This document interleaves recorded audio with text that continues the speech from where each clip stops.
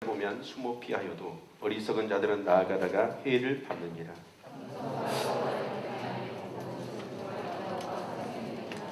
배역한 자의 길에는 가시와 올무가 있거니와 영혼을 지키는 자는 이를 멀리하느니라.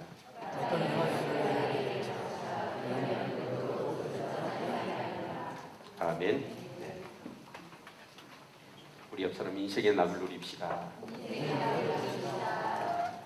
제가 수요일날 이렇게 말씀을 전했는데 그 말씀이 아직도 저한테는 굉장히 은혜로 남아있는 것 같아요. 솔로몬이 하는 얘기여서 더욱더 이제 제 마음 가운데 이렇게 계속 남아있는 것 같습니다. 솔로몬은 아버지 다윗으로부터 절대 권력, 하나님을 통해서 가장 지혜 없다는 지혜를 얻었습니다.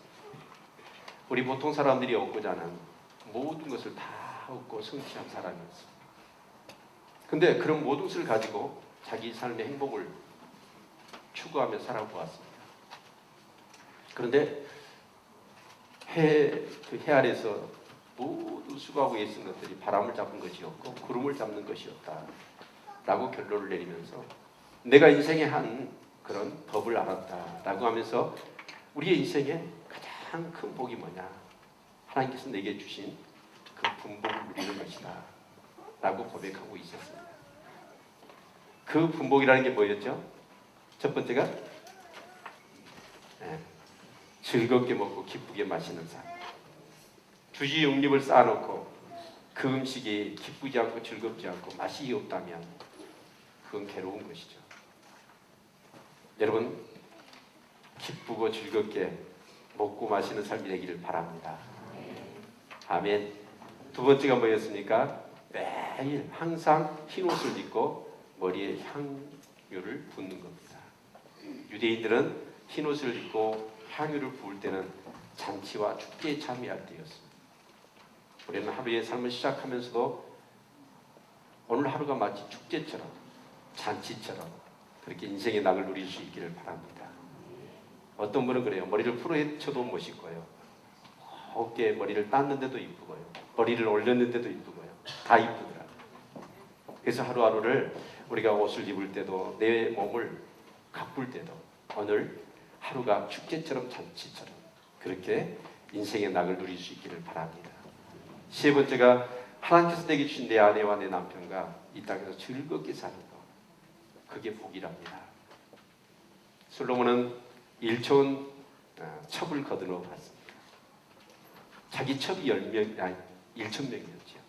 그 첩들은 대부분 예국의 공주들이었고 귀한 집의 자식들이었어요.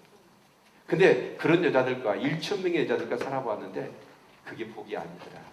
하나님께서 내게 주신 내 아내와 즐겁게 사는 게 복이더라. 아멘. 여러분 남편과 여러분 아내와 이 땅에서 즐겁게 사십시오. 아멘. 그리고 네 번째가 즐겁게 일하는 거예요. 어떤 일을 하는지 간에 즐겁게 일하는 거예요. 그것이 하나님께서 내게 주신 분복이었노라 라고 고백하고 있습니다. 저도 그런 삶을 살 것입니다. 칼럼니스트도 제가 그런 글을 잠깐 남겼는데 목회가 사람 섬기는 것이 고난의 연속입니다. 그래서 사도 바울은 그렇게 얘기합니다. 너희를 위하여 받는 괴로움을 내가 기뻐한다. 괴로움이 기쁨이 되는 거. 인생도 어떻게 보면 목회도 다 낙을 누릴 수 있도록 하나님께서 우리에게 힘 주시는 줄로 믿습니다. 그래서 인생의 낙을 누리고 하나님께서 내게 할당되고 배당된 그 분복을 누리는 것. 근데 사람들이 그 분복을 누리지 못하고 이미 하나님 우리에게 복을 주셨는데 그 복을 누리지 못하고 내게 없는 것들을 허황된 것을 추구하더라는 것. 그러다가 인생을 다 허비하더라는 것입니다. 여러분 먼저 하나님께서 우리에게 주신 분복을 누릴 줄 알아야 합니다.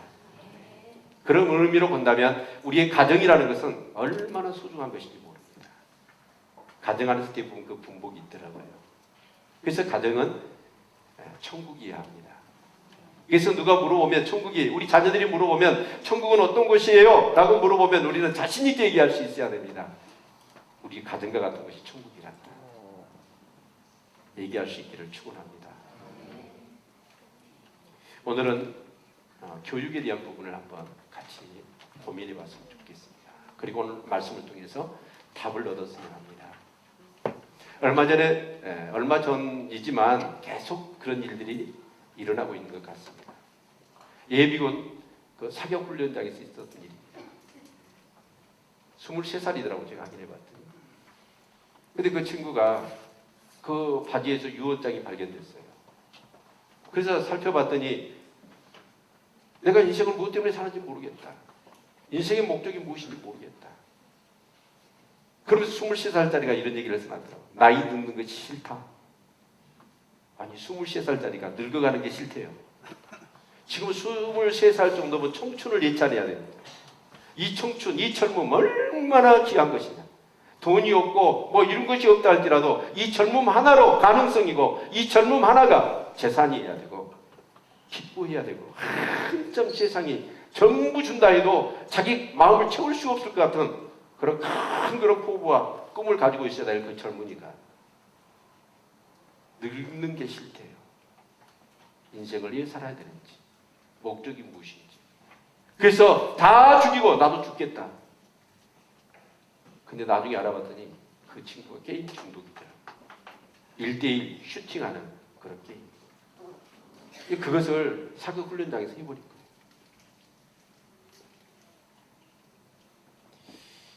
오늘 시대는 그런 것 같아요. 나를 위해서도 기도해야 되고 나하고 가까이 지내는 그런 사람들을 위해서도 기도해야 되지만 한낱 스치는 사람들을 위해서도 기도해야 될 것 같아요. 단지 예비군 훈련 받으러 가는데 엄한 사람 만나갖고 총 맞아 죽은 거예요.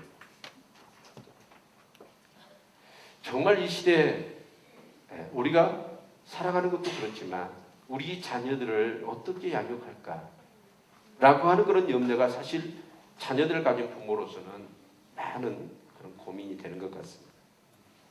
과거에는 대가족 중심이었습니다. 밥상머리 교육이 있었습니다. 형제들을 많이 낳았습니다. 그러면서 형제 이게 질서가 있었고 거기서 사회를 배우며 뭔가 매너를 배웠지요. 그러나 지금 핵가족 시대입니다. 맞벌이 시대죠. 심각한 컴퓨터에 노출이 되어 있고 놀이문화의 변화를 위하여 대인관계나 이 사회생활에 있어서 엄청난 그런 지장을 초래하는 그런 요인들이 발생하고 있습니다. 늦은 결혼, 쉬운 이혼, 독신 시대, 아주 급격한 주거 문화의 변화, 동성애 용인, 편부모로 인한 가정의 어려움, 다원론, 포스트 모더니즘, 가치의 체계가 완전히 불구남이 서버렸어요. 무엇이 소중한지, 인간의 존엄성을 상실하고 생명의 중요성을 인식하지 못한 채 끊임없이 자기 중심적이고 이기적이고 자기 감정에만 그런 충실한 그런 시대가 되었습니다. 오직 자기를 사랑하고 돈을 사랑하는 이런 시대 속에서 우리 자녀를 바르게 키워낸다는 것은 결코 쉽지 않습니다. 유럽에는 공공연하게 미성년에게 성보조기구를 엄마가 가방에다 넣어준대요. 약물 환자 2차 감염 방지를 위해서 주사기를 가방에다 넣어준답니다. 자녀들. 아마 우리 한국도 머지않은 일이라고 생각이 되어집니다. 이러한 상황 속에서 정말 우리가 우리 자녀들을 어떻게 가르쳐야 되고 어떻게 양육해야 될 것인가 하는 그런 문제는 오늘 자녀를 두고 있는 모든 부모의 공통된 그런 문제라고 생각이 되어집니다. 그런데 우리는 그 답을 어디서 얻을 수 있냐면 성경에서 얻을 수 있을 뿐만 아니라 성경대로 살아가는 유대인들의 교육에서 우리는 그 답을 얻어야 된다고 저는 봅니다. 유대인들은 종교가 뭐냐? 그들은 뭘 믿느냐라고 물어보면 유대인들은 이렇게 얘기한답니다. 우린 유대교의 가르침을 믿습니다. 하나님을 믿는데 하나님을 믿는 게 아니라 하나님의 말씀을 하나님으로 믿어요. 그래서 하나님을 믿기 위해서는 하나님을 알아야 되지 않느냐. 그래서 하나님을 알기 위해서는 부지런히 배우고 가르쳐야 된다. 하나님을 알고 믿어야지. 많은 경우 사람들이 하나님을 믿어요. 믿는데 그게 마치 부처를 믿는 거나 하나님을 믿는 거나 똑같이 믿는 거예요. 하나님의 뜻이 무엇이고 나를 창조하시고 나를 부르신 하나님의 그 놀라운 계획이 무엇이며 내가 어떻게 살아야 될 것인가 그 하나님의 뜻을 묻는 게 아니라 내 뜻을 위하여 하나님을 이용하고 하나님이 도와달라고 하고 그런 식으로 신앙생활을 하니까 결국 삶 속에서 그런 믿음의 역사나 또 삶 속에서 그 믿음을 통한 하나님의 그런 축복을 사실 경험하지 못하는 것이죠. AD 68년 로마 황제 네로는 유대 반란을 진압하기 위해서 베스파니안 장군을 앞세워서 이제 로마 군인을 유대로 파병합니다. 그래서 베스파니안 그 장군이 예루살렘을 포위를 했습니다. 그리고 공격을 하지 않는 거예요. 완전히 고사를 시키려고 그렇게 작전을 펴옵니다. 그리고 네로 황제는 어떻게든 유대인을 큰 상도 없이 씨를 말리려고 하는 그런 정책을 펴게 되죠. 근데 그 예루살렘 성에 있었던 요한한 된 자카이라고 하는 이 랍비가 병들었다 자기가 죽었다고 이장을 합니다. 왜냐하면 예루살렘 성에 이제 이렇게 시신은 밖으로 나가서 매장을 하도록 돼 있거든요. 그래서 간에 이제 이 자카이가 누워서 이제 빠져나오고, 그래서 이제 간에서 나와가지고 베스파니안 그 장군을 만나게 됩니다. 그러면서 이런 얘기를 하는 거예요. 자기 신분을 밝히고, 얌유아라고 하는 그 동네가 있는데 그 동네는 절대로 공격하지 마십시오. 그 약속만 지킨다면 내가 내일 예루살렘 성문을 열겠습니다. 베스파니안 황제. 그러면서 이 자카이가 어떤 예언을 하냐면 머지않아 당신은 로마의 황제가 될 것입니다. 그 예언을 해준 거예요. 그러니까 베스파니안 이 장군이 그 요청을 수락합니다. 그래서 그 다음날 예루살렘 여행을 멸망시켜버리죠. 그러나 약속은 지킨 거예요. 얌리아라는 것은 공격하지 않습니다.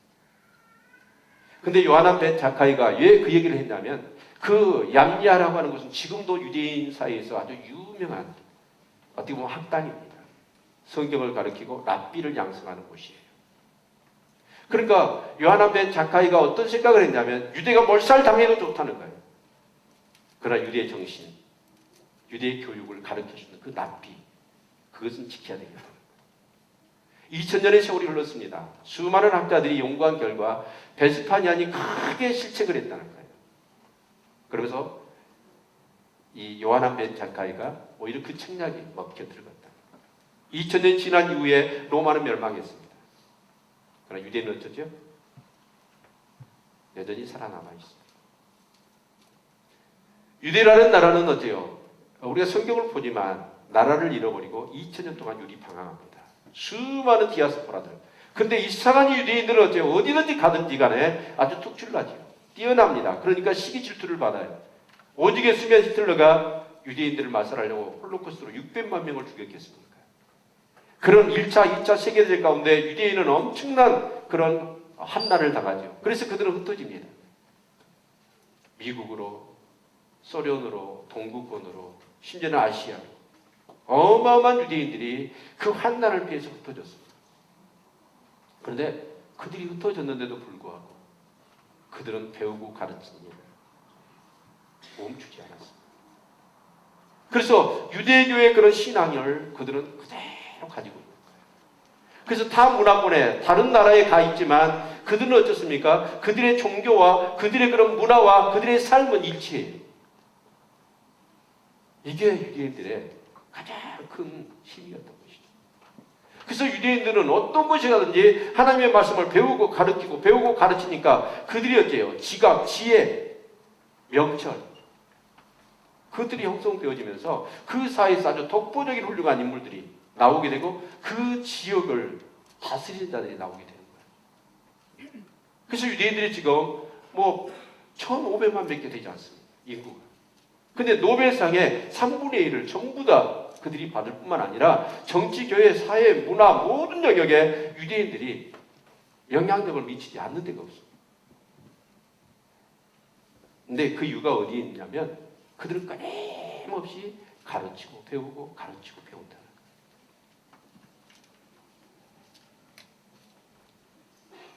미국은 참 대단한 나라라고 봅니다.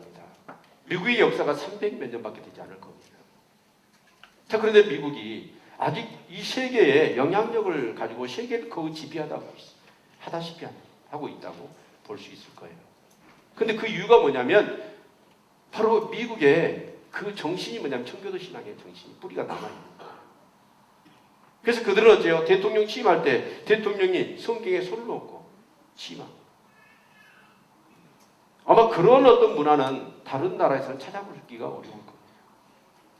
여러분 달러를 봤나요? 1달러가 있고 2달러가 있고 10달러가 있고 20달러, 100달러, 1000달러 그렇게 있습니다. 근데 제가 그 달러를 다 살펴봤거든요. 근데 그 달러에 반드시 기재되어 있는 문구가 있습니다. In God we trust. 우리는 하나님을 믿는다. 사실 미국의 국시가 뭐였냐면 통합교육이었습니다. 그들이 메이플라워를 타고 그 아메리카로 찾아간 이유가 뭐였냐면 유럽이 완전히 타락해버렸어요. 그래서 유럽 사회가 교육을 어떻게 시키냐면 분리교육입니다. 교회에서 가르친 것과 가정에서 학교에서 다 달라요.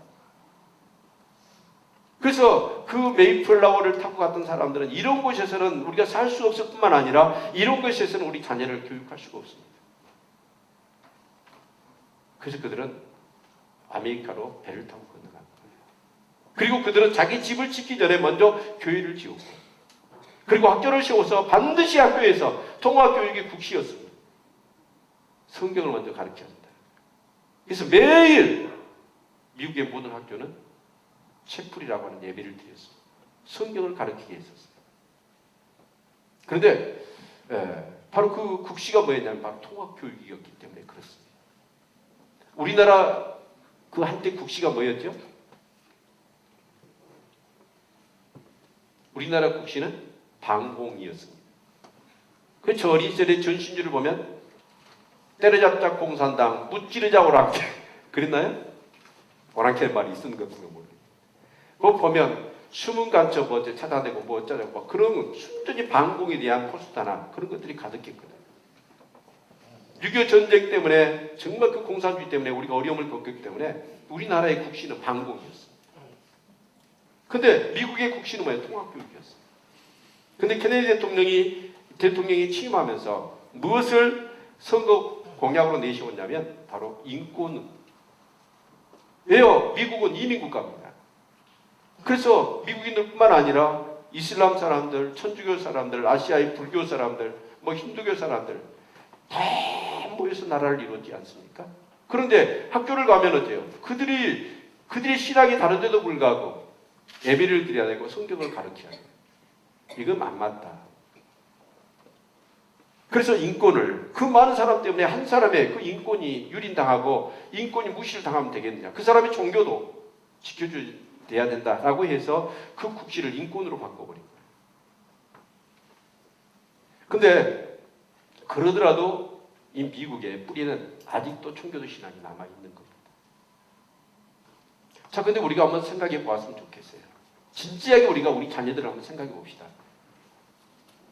우리 아이들을 신앙으로 우리가 가르치는 데 있어서 주일학교 한 번 예배 참석해가지고 그 아이가 성경적인 사고를 할 수 있고 성경적으로 판단하며 성경적으로 살 수 있는 자녀가 될 수 있겠느냐 하는 것이죠.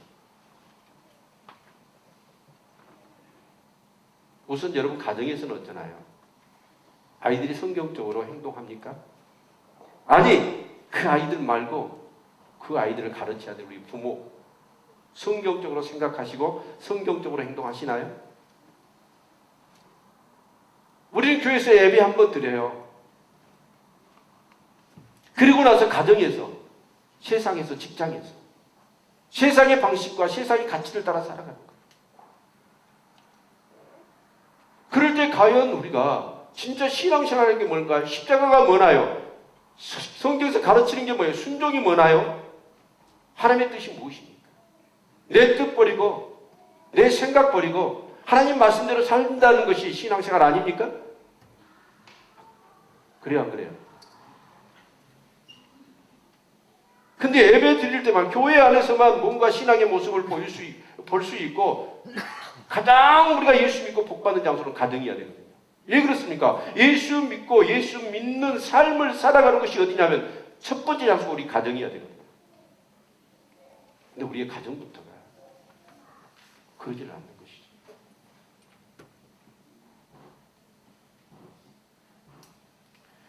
여러분 교육을 받지 못하면 사람 미개해지고 우둔해지거든요.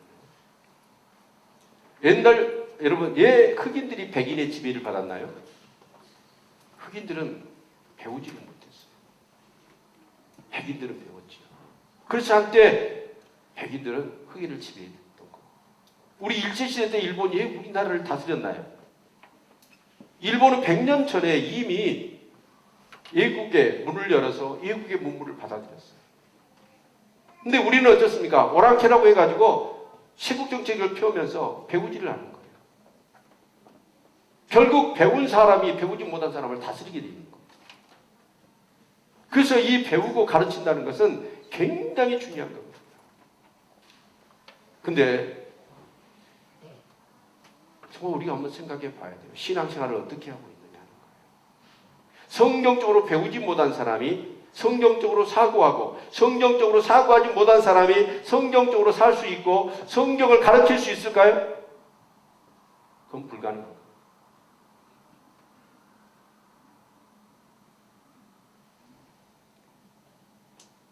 사랑하는 성도 여러분,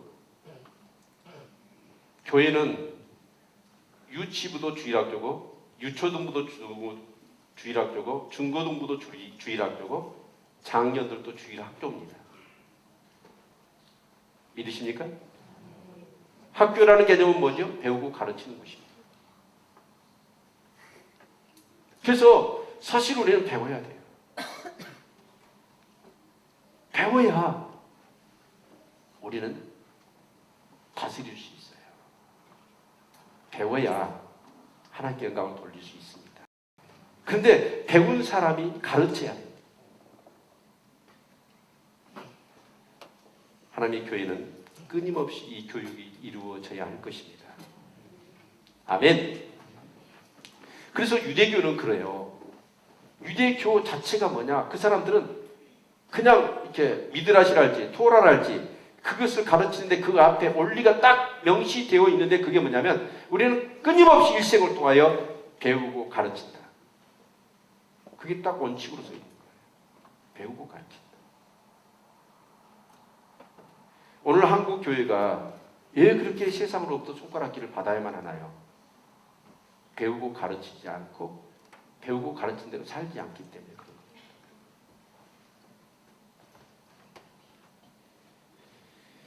네, 우리는 배우고 가르쳐야 됩니다. 우리 옆 사람 인사합시다. 배우고 가르칩시다. 자, 그러면 무엇을 우리가 가르치고 배워야 될까요? 오늘 성경은 말씀합니다. 마땅히 행할 길을. 따라서 합시다. 마땅히 행할 길. 길이라는 게 있습니다. 여러분, 비행기가 다니는 길을 항로라고 그러고 배가 다니는 길을 해로라고 그럽니다. 그렇죠? 네. 여러분, 상인들이 반드시 도리를 지어 상도라는 게 있습니다. 제자도라는 게 있고 사도라는 게 있습니다. 스승이 걸어야 될 그 길이 있는 거예요. 그러듯이 뭔가 길이 있는 겁니다. 근데 그 길을 어떤 길을 선택하느냐에 따라서 우리의 인생이 달라지는 거예요. 그래서 주님은 말씀합니다. 세상에는 길이 두 가지가 있다고. 넓은 길과 좁은 길이 있다. 넓은 길은 넓기 때문에 그것을 찾는 사람이 많다는 거예요. 그러나 좁은 길은 좁고 협착하기 때문에 그 길을 찾는 사람이 좁다는 거예요. 여러분, 우리 가정에서 우리 자녀들의 교육을 누구에게 맡겼을까요? 아니, 우리 가정에서뿐만 아니라 사실은 원래 자녀들을 교육하는데 그 교육은 누구의 몫이었냐면 부모의 몫이었습니다. 근데 산업 사회가 되어지다 보니까 그 교육을 누가 뺏어가 버냐면 국가가 뺏어가 버립니다. 국가는 어떻게 합니까? 부국강병을 이루어야 되잖아요. 그러니까 사람들이 어떻게 합니까? 지식인을 만들어야 되고 기능인을 만들어야 돼요. 그래서 이제 좋은 대학. 그래서 좋은 대학을 나온 사람들을 어떻게 하죠? 사회에서는 높은 자리에서 뭔가 일을 할 수 있도록 특권을 주는 거죠. 그러다 보니까 여러분 가정에서 우리 자녀들 어떻게 하죠? 오직 그 점수 잘 맞아야 되고 좋은 대학 가야 합니다. 그런데 그러면 그런 것을 추구하다 보니까 아이들이 예절에서 벗어나고 성품이 정말 온전치 못하고 그러더라도 아이들을 터치를 못해요. 그 점수, 우리 자신님들을 신사를 건드려 놨다가는 얘들이 나 공부 안 해! 그래 보면 부모님들은 어째요? 하늘 세상이 무너지는 것 같아요.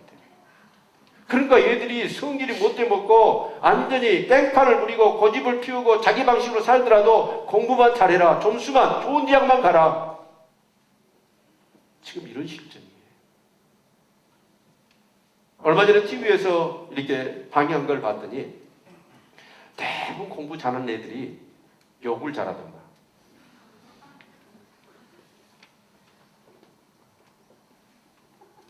뭔가 기회주의, 뭔가 머리를 짜내고 자기 살기가 자기 출세.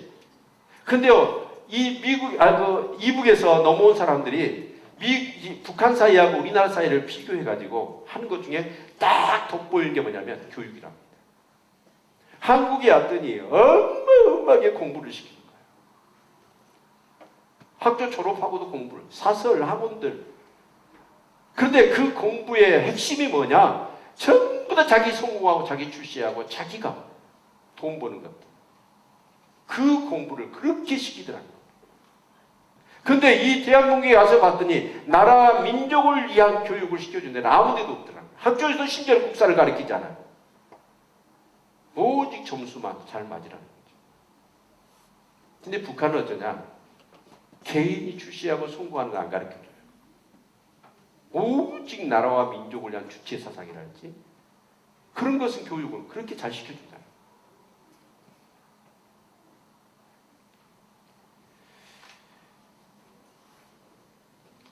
사랑하는 성도 여러분,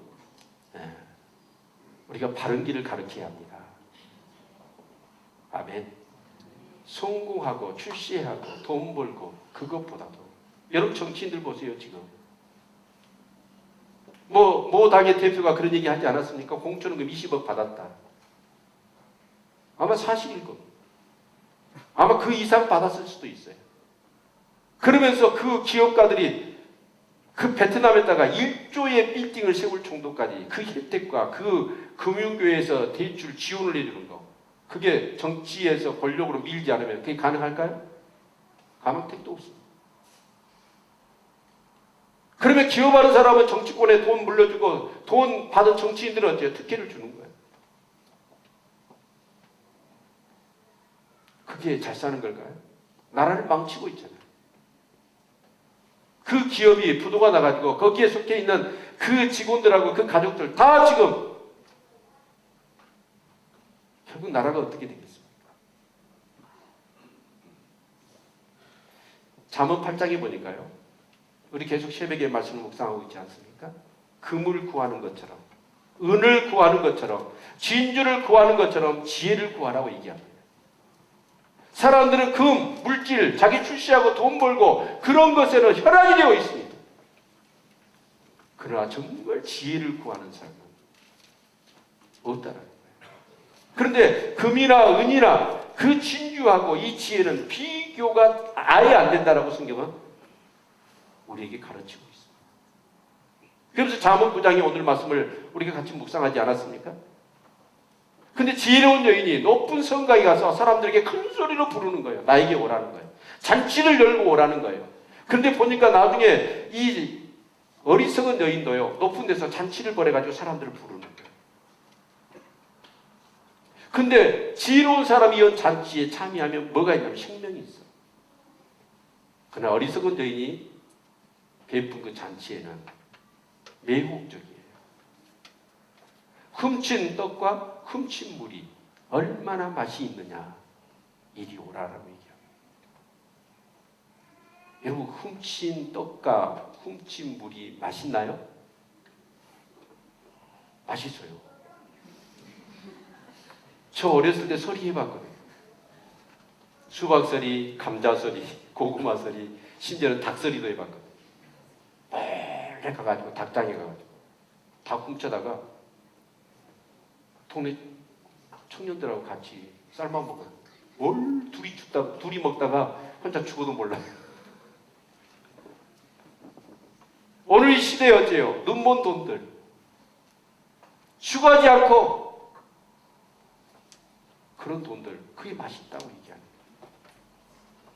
오늘 얼마나 편안을 추구하고 불로소득을 추구하고 행계를 추구하면서. 그런데 모르는 거예요, 사람들이. 진짜 땀 흘리고 수고하고 애써서 그렇게 뭔가를 결실을 얻고 그걸 먹는, 그게 진짜인 거예요. 아니, 먹는 것이 포인트가 있는 게 아니라 땀을 흘려 수고하고 노동하는 거, 그것이 가치와 보람이 있는 거예요. 세상은 그래요. 지천에 널렸습니다. 지혜와 어리석음이. 그래서 우리를 막 불러요. TV를 보더라도 어떤 사람은 뭘 봅니까?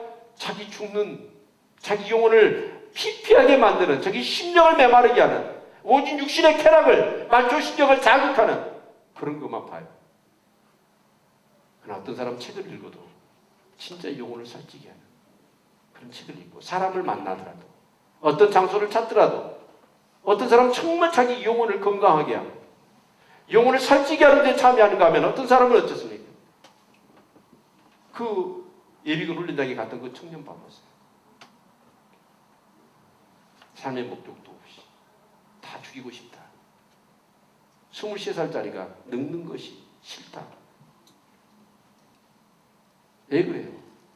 진짜 그 사람이 제대로 된 가정교육을 받았고 진짜 하나님의 말씀을 통해서 바른 어떤 그런 교육을 받았다고 한다면 그런 사고와 생각을, 행동을 했겠느냐 하는 것입니다. 여러분, 오늘도 그래요. 어떤 곳에서 나를 부릅니다. 수없는 데 나를 불러요. 그럼 우리는 그걸 선택하고 분별해야 합니다. 정말 저기 가면 사는 곳인가, 생명이 있는 곳인가, 하나님의 기쁨과 영광이 있는 곳인가, 아니면 저기 나를 죽이려고 하는 곳인가, 사단이 있고 어둠이 있는 곳인가, 그걸 분별해야 합니다. 그것이 바로 교육의 목적 아니겠어요? 주님은 말씀하면 나는 길이요 진리요 생명이 나로 말미암지 않고는 아버지께로 올 자가 없다라고 말씀하시고, 내가 길이라고 얘기하고 진리요 생명이라고 말씀하고 있습니다. 그래서 우리는 어때요? 길이 누구예요? 예수 그리스도입니다. 근데 주님은 이렇게 말씀하시더라고, 제자들에게. 예, 우리가 제자 삼고 제자 되어야 되느냐 하는 거예요. 주님을 온전히 따르는 사람이 되기 위해서는 제자의 영성이 있어야 돼요. 그 제자는 뭐예요? 날마다 자기를 부인하고 자기 십자가를 지고 주님을 쫓을 수 있습니다.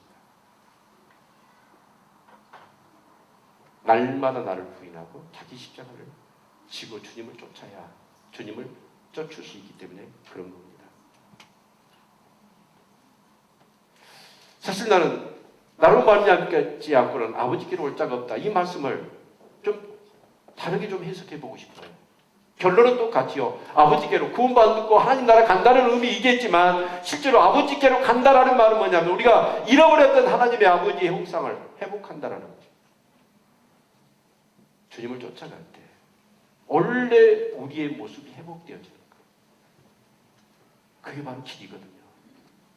그게 신앙생활이거든요. 우리 자녀들에게 우리는 어떻게 무엇을 가르치고 있습니까? 마땅히 행할 길을 가르치고 있습니까? 사람이 덜 돼도 출세만 해라, 성공해라, 그걸 가르치고 있느냐는 거예요. 진짜 하나님의 말씀이 여러분이 그 길이 이 하나님의 말씀, 유대인들처럼 이 말씀이 바로 하나님이셔요. 예수 그리스도시고 여기에 이 세상을 이기는 비결이 있고 이 제약되고 유혹과 어떤 한란과 입병을 이겨낼 수 있는 모든 힘이 이 말씀에 담겨져 있습니다. 우리 모셔볼까요? 히브리서 11장에 보니까 믿음으로 모시는 장성에서 바로의 아들의 공주의 아들이라는 칭호를 거절해버려요. 이스라엘 사람 유대인들은 지금 모세가 바로의 공주의 아들이 된 것은 큰 특권이고 혜택입니다. 노예로 살 신분이 공주가 되었으니까. 근데 모세는 어때요? 그 명예 버려버려요. 애굽의 모든 부하를 하나님의 백성들과 함께 고난받는 것은 그 부하를, 애굽의 모든 부하, 우리 시제 영화 보십시오. 바로에게는 아들이 하나 있었고 공주의 아들이 있었어요. 바로가 누구를 총애합니까? 모세가 더 똑똑하거든요. 모세를 안 삼으려고 해요. 가만히 있으면 어때요? 일국의 그 당시에 최고의 나라의 왕이 될 수도 있었고, 그러면 그 모든 애굽의 부하는 다 자기 것이 될 수 있었어요. 근데 믿음으로 모세는 어떻게 해요? 그것을 버려버려요. 오히려 그리스도와 함께 주의 백성들과 고난받는 것을 더 즐겨했다고 얘기해요.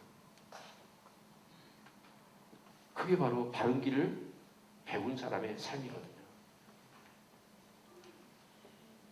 아멘. 요셉도 보십시오. 그 보디발의 집에서 집사의 자격을 얻었어요. 축복이지요. 그런데 이게 웬 행제입니까? 그 안주인이 자기를 흠모합니다. 유혹을 하는 거예요. 성은을 입은 거지요.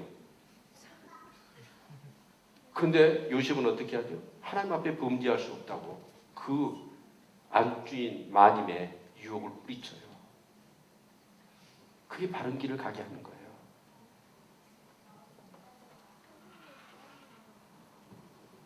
아멘. 우리 아이들에게 뭘 가르쳐야 될까요? 다른 거 없어요. 예수님을 가르쳐야 되고 하나님의 말씀을 가르쳐야 됩니다. 그래야 광야에 내놔도 그 아이는, 소돔과 고모라에 내놔도 그 아이는 바른 길을 갈 수 있는 거예요. 그걸 우리가 살아야 되고 그걸 우리 아이에게 가르쳐야 할 줄로 믿습니다. 아멘. 세 번째로 그 가르침의 때를 우리가 한번 생각해 봐야 합니다. 언제 가르쳐야 될까요? 아이에게 가르치라니까. 우리가 좀 이따 부르겠지만 저는 234장의 이 찬송을 부를 때마다 눈물이 나요. 제가 신학을 할 때였습니다. 거기 신학생들 동기들 다 봤더니 전부 다 목사님 자제분들, 장로님, 권사님들 자제분들이더라고요. 근데 저는요, 저희 부모님이 신앙생활을 안 했어요. 근데 그 시시때때로 어머님의 무릎에 앉아서 어머니가 읽어주던 그 하나님의 말씀을 들었을 때 어머님이 그 하나님 말씀을 읽으면서 눈물을 흘렸던 것 같아요. 저는 그게 없었어요. 정말 외롭더라고요. 근데 여러분 자녀가 한 살이라도 더 나이 들기 전에 여러분의 무릎에 앉혀놓고 성경을 읽어줄 수 있기를 바랍니다. 정말 하나님 앞에 기도하면서 눈물을 흘리는 하나님 말씀대로 살아가고자 몸부림치는 엄마 아빠의 모습들을, 그리고 그렇게 살아가는 모습들을 우리 가정에서 아이 때 가르쳐 줘야 합니다. 아멘. 3살 버릇 8가지 간다고 그랬습니다. 근데 어렸을 때 배웠던 것은요, 아마 잊혀지지가 않는 거예요. 제가 고등학교 때 시조를요, 지금도 한 15개를 외울 수 있습니다. 한번 외워볼까요? 예배 시간이 다 갈 것 같아요. 근데 제가 어렸을 때 유행가를 굉장히 뽕짝을 많이 불렀거든요. 근데 이상한 이 찬송가는 생각이 안 나는데 뽕짝이 순간적으로 나와요. 아내가 막 저 옆구리를 찔러요. 근데 이게 어렸을 때 이 뇌에 딱 박힌 거라 이게 나오는 거예요. 여러분 어렸을 때 이 교육이요 굉장히 중요하더라고요. 아이였을 때는 뭐냐면 지식을 얻는 게 아니라 사진을 찍어버린대요. 사진을. 그 사진은요 평생 잊혀지지 않아요. 그래서 아이 때 가르치는 거, 대부분 사람들이 철들기 전에 선택을 하고 철든 후에 후회를 합니다. 그래서 우리 아이들에게 부모를 허락하고 부모에게 뭘 가르치라고? 하나님을 가르치라고 우리 부모를 주신 줄로 믿습니다. 아멘. 여러분, 우리 부모들이 아이 때 우리 부모들이 가르쳐야 돼요. 아까도 말씀드렸지만 우리 가정에서의 부모가 해야 될 교육을 국가한테 다 맡겨버렸어. 그리고 국가는 뺏어가 버렸어. 여러분 가정에서 얼마만큼 여러분은 교육을 하고 여러분 가정에서 여러분의 자녀를 엄마가 아빠가 여러분 통제하느냐 하는 거예요. 한 말 안 들을 거예요. 징하게 안 들을 겁니다. 그러나 진짜로 부모를 공경하고 부모의 말씀 순종하고 그렇게 살아가고 있다면 그 가정은 진짜 복이죠.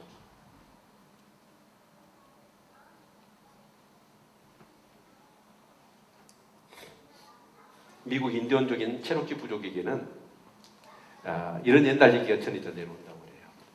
할아버지가 손주를 앉혀놓고 얘기를 하는 거예요. 얘야, 우리 사람 안에는 늑대가 2마리가 있단다. 그런데 한 마리는 진짜 악하단다. 분노, 질투, 용서보다 교만함, 그런 걸로 가득 차 있어. 그러나 또 한 마리 늑대가 있는데 그 늑대는 너무 착하다. 사랑과 친절과 겸손과 절제가 가득하다. 그러면서 할아버지가 얘기합니다. 이 2마리 늑대는 우리 안에서 항상 싸우고 있단다. 철없는 손주가 물어보는 거예요. 어느 늑대가 이겨요? 그저 할아버지가 이렇게 얘기해요. 네가 먹이를 주는 늑대가 이긴단다. 갈라디아서나 에베소의 말씀에 분명히 말씀합니다. 육체의 소욕은 성령의 소욕을 거스리고 성령의 소욕은 육체의 소욕을 거스린다. 우리 안에 2 마음이 있는 거예요. 근데 그 늑대가 어느 늑대가 이기냐 하는 거예요. 육체의 소욕이 원하는 육체적인 것들을 계속 먹이면 육체의 성향은 아무리 내가 은혜를 받았어도 우리를 끄고 가버립니다. 육적인 사람으로. 그런 사람들은 자기 감정 조절을 못합니다. 어떤 공동체 안에서 희생을 모릅니다. 서로 사랑할 줄을 모릅니다. 뭔가 얘기를 해주면 그것을 겸손하게 책망으로 정말 기쁨으로 그러면 자기 유익을 위하여 자기를 자숙하고 자기를 변화시키는 계기를 삼지 못하고 오히려 책망한 사람들을 공격하고 책망한 사람은 책망거리를 잡아가지고 오히려 역공격을 해버려요. 그러나 영적인 사람, 하나님의 말씀을 묵상하고 기도하고 예배 때마다 찬양하면서 눈물을 흘리고 하나님의 임재 속에 들어가고 은혜 속에 파묻히는 사람들, 그런 사람들은 자기 육체를 죽일 수 있어요. 그리고 그 성령의 다스림과 인도하심 가운데 순응하는 삶을 살아가게 되는 것입니다. 존 본이라고 하는 청교도 그 목회자가 계시죠, 영국에. 근데 그 왕이 너무나 난폭한 거예요. 그래서 마치 구약의 선지자처럼 이 목사님이 존 번연 철로역정 지으신 분 아닙니까? 그분이 그 국왕에 대해서 쓴소리를 했어요. 그랬더니 왕이 노여움을 사가지고 감옥에 집어넣어버렸단 말이에요. 근데 감옥 생활을 하는데 그 감옥의 책임자가 존 번연 목사님, 훌륭한 목사님이거든요. 다 덕망이 있어요. 그래서 왕이 노여움을 사서 감옥에 갇히는데 너무 안쓰러운 거예요. 그래서 한참 지나서 존 번연 목사님을 찾아가서 목사님, 사모님도 뵙고 싶고 아이들도 보고 싶을 텐데 제가 이틀간의 시간을 드릴 테니까 가족들을 만나고 오십시오. 그랬어요. 그러니까 목사님 입장에서 얼마나 감사합니까? 가족들을 얼마나 보고 싶고 사모님을 보고 싶었겠어요. 그래서 고맙다고 하고 감옥을 이제 떠나서 출발했습니다. 가는 과정 속에 성령께서 존번전 목사님 마음 가운데 기쁨을 안 주시는 거예요. 에이지. 그래서 성령님이 계속해서 그것을 기뻐하지 않는 것 같아요. 그래서 존번전 목사님이 성령님의 뜻에 순종해서 그냥 와버립니다.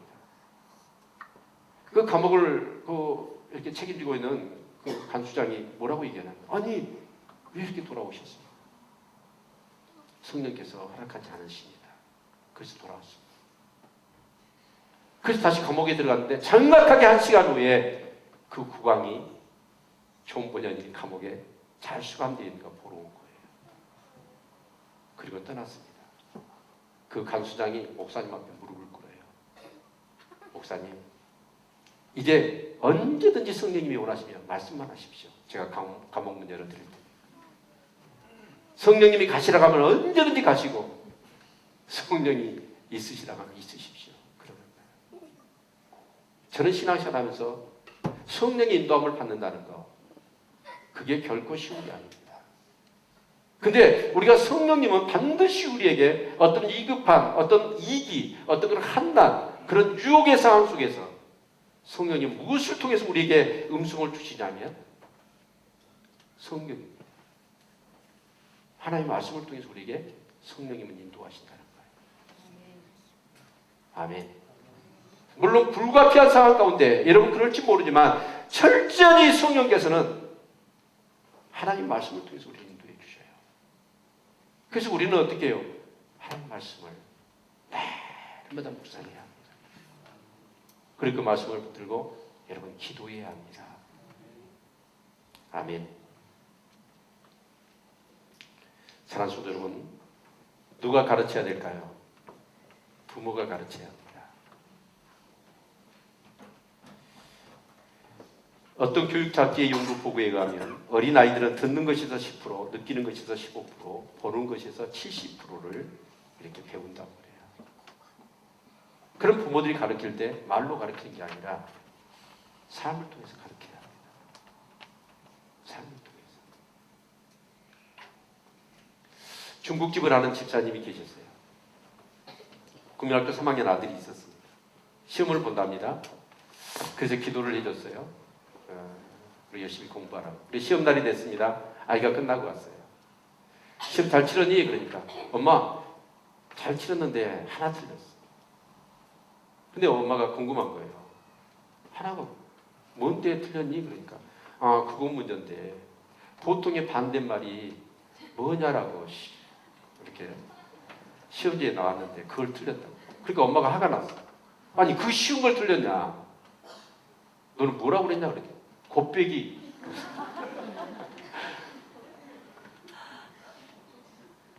여러분 결국 우리 교육은 내가 보는 거, 듣는 거 거기에 영향을 받는다는 거예요. 우리 부모님들이 어떻게 가정에서 사느냐 하는 것을 우리 자녀들은 보고 배우는 거예요. 말로 한 거. 오히려 말로 하고 행동을 안 하면 이제 그때는 어때요? 범죄자를 만들 수 있어요. 우리 엄마 아빠는 이중인격. 그때 아이들이 삐뚤어지기 시작하는 거죠. 사랑하는 성도 여러분, 정말 우리 자녀들 오늘 이 험악한, 이 폐역한, 이 광야 같은 세상 속에서 잘 가르쳐야 합니다. 제 나이는 아닌 것 같아요. 그러나 한 60 정도, 65세 정도 되면 동창회를 하잖아요. 그런 분들이 가장 동창들이 그때 한 60 은퇴하고 나서 동창들이 모여가지고 가장 많이 하는 얘기가 뭘까요? 자녀들 얘기예요.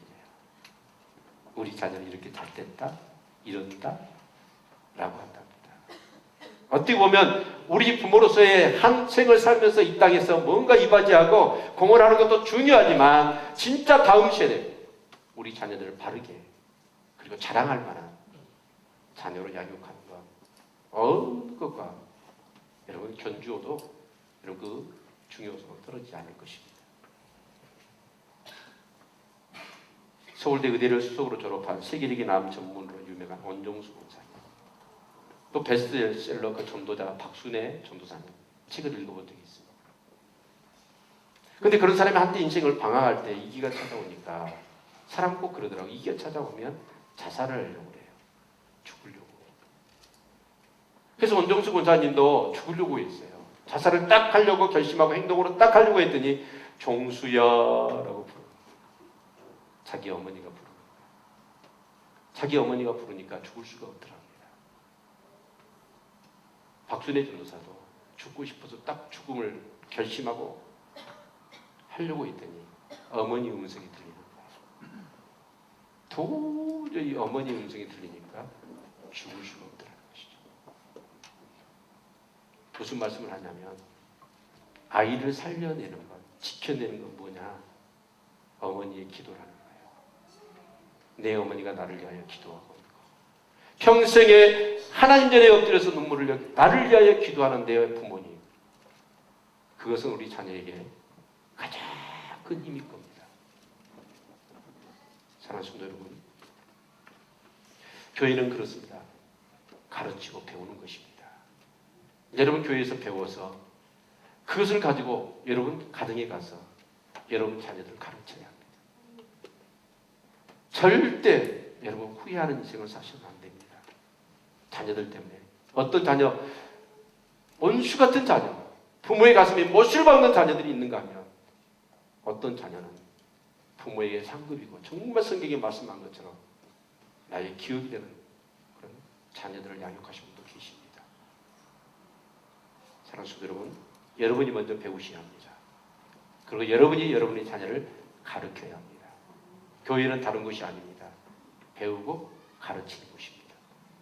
부지런히 배우십시오.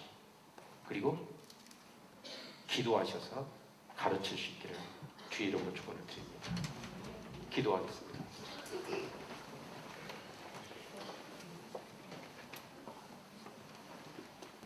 우리 한번 이 시간 하나님 앞에 한 2, 3분 정말 우리의 마음을 다해서 내 자신을 오늘 말씀의 견주와 성찰해 보시고 하나님 앞에 그런 결단과 새로운 그런 다짐과 고백을 하나님 앞에 드렸으면 좋겠습니다. 여러분 정말 성경을 제대로 알고 계시나요? 성경대로 사고하시나요? 성경대로 사시나요?